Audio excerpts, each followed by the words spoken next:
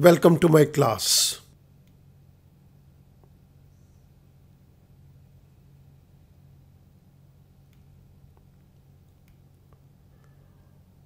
The Indian Contract Act 1872,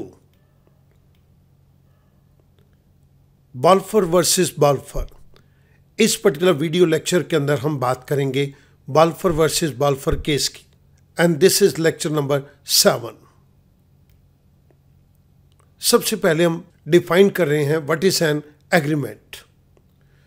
agreement means communication by the parties to one another of their intentions to create legal relationship. Agreement means जब दो parties legal relationship को create करने के लिए अपनी intentions communicate कर दें, then there is an agreement. Student यहां पर नोट करेंगे, agreement in which there is no intention to create legal relations are not contracts.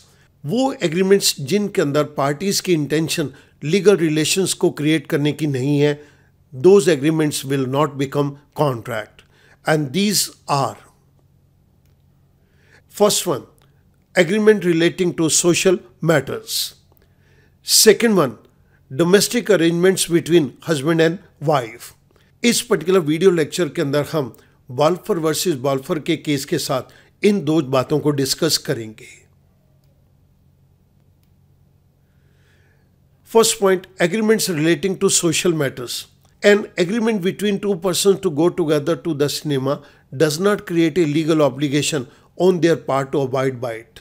दो व्यक्तियों ने आपस में एग्रीमेंट किया कि वो सिनेमा हॉल में मूवी को देखने के लिए जाएंगे, लेकिन इसके अंदर यहाँ पर कोई भी कानूनी जिम्मेदारी को क्रिएट नहीं किया गया।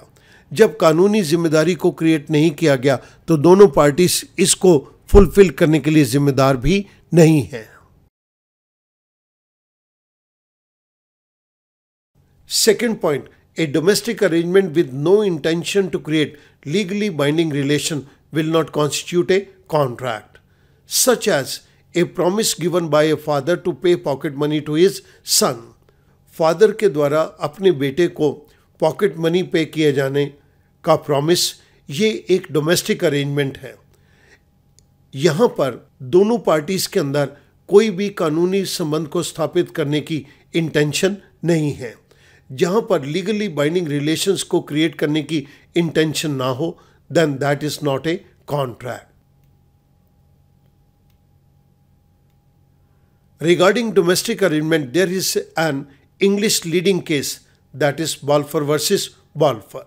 मैं अब आपके सामने इस पर्टिकुलर केस को टेकअप करूंगा। Mister Balfour and missus Balfour both are husband and wife. They were living in England. दोनों इंग्लैंड के अंदर रहते हैं। मिस्टर बाल्फोर को सिलोन के अंदर एक जॉब की ऑफर आई, सो मिस्टर बाल्फोर को इंग्लैंड से सिलोन आके रहना है। मिस्टर बाल्फोर अपनी वाइफ के साथ सिलोन आ गए और मिस्टर बाल्फोर ने अपनी जॉब को ज्वाइन कर लिया। Mister Balfour and missus Balfour visited England on A vacation. कुछ समय के पश्चात मिस्टर बाल्फोर को जब लीव मिली तो वो सिलोन से इंग्लैंड की तरफ आए। वेकेशन के पीरियड के अंदर दोनों हस्बैंड वाइफ वापस अपने कंट्री इंग्लैंड आ गए। They came to England for vacation and they both were very happy in their own country. कुछ समय के पश्चात मिसिस बाल्फोर इंग्लैंड के अंदर बीमार हो गई। मिसिस बाल्फोर ने डिसाइड किया कि वो इंग्लैंड के अंदर ही रुक जाएगी और मिस्टर बाल्फोर अपनी ड्यूटी को ज्वाइन करने के लिए वापस सिलोन चले जाएंगे। मिसिस बाल्फोर इंग्लैंड के अंदर अकेली रहेंगी। मिस्टर बाल्फोर ने कहा, I shall pay you 30 pounds every month till you return back to Ceylon. जब तक तुम सिलोन नहीं आती तब तक मैं तुम्हें 30 पाउंड्स पर मंथ के हिसाब से पे करूंगा।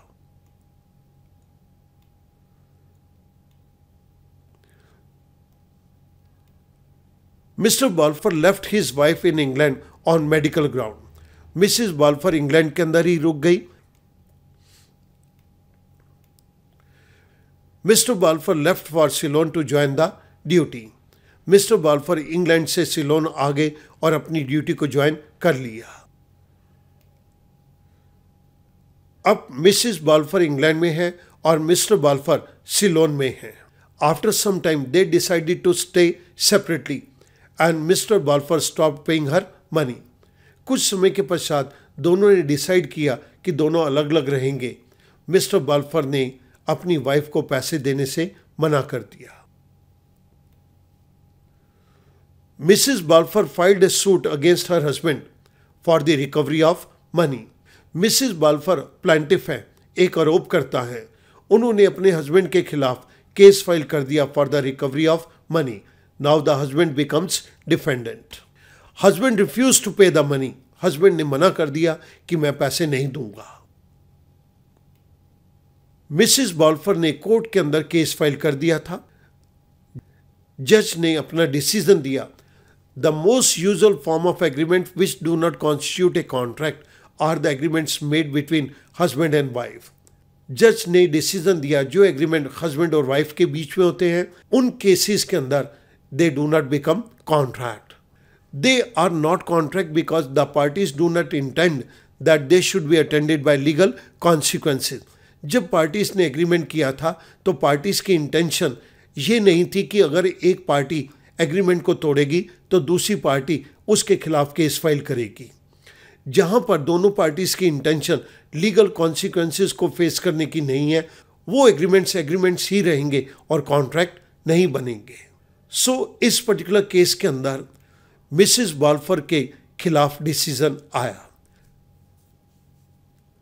The court did not agree with the views of the wife and dismiss her claim. Court ने वाइफ के व्यूज के साथ एग्री नहीं किया और वाइफ के क्लेम को डिसमिस कर दिया। इट वॉज हेल्ड, कोर्ट ने ये अपना डिसीजन दिया that it was only a domestic arrangement and not a legal contract. ये दोनों पार्टीज के अंदर एक डोमेस्टिक अरेंजमेंट था, ये कानूनी रूप में कोई कॉन्ट्रैक्ट नहीं है। And because domestic arrangements are outside the purview of contract altogether, और ये डोमेस्टिक अरेंजमेंट कॉन्ट्रैक्ट के दायरे के अंदर नहीं आते।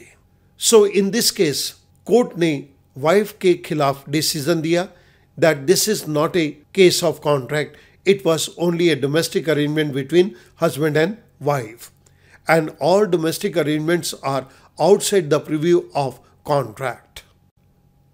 स्टूडेंट, ये डिसीजन दिया गया था बाय लॉर्ड एटकिन। मैंने इसी डिसीजन को एक प्रीवियस स्लाइड के अंदर लिया। लॉर्ड एटकिन ने अपने डिसीजन के अंदर ये कहा, the most usual form of agreements which do not constitute a contract are the agreements made between husband and wife. They are not contract because the parties do not intend that they should be attended by legal consequences. ये contract नहीं है क्योंकि parties ने जब इन agreements को किया था तो उनकी इंटेंशन ये नहीं थी कि अगर ये एग्रीमेंट तोड़ा गया तो वो एक दूसरे के खिलाफ कानूनी रूप में कोई एक्शन लेंगे। This was the decision given by Lord Atkin. Students, मैंने आपके रेफरेंस के लिए इस पूरे केस को यहाँ पर लिख भी दिया है so that you can refer it. Thank you very much.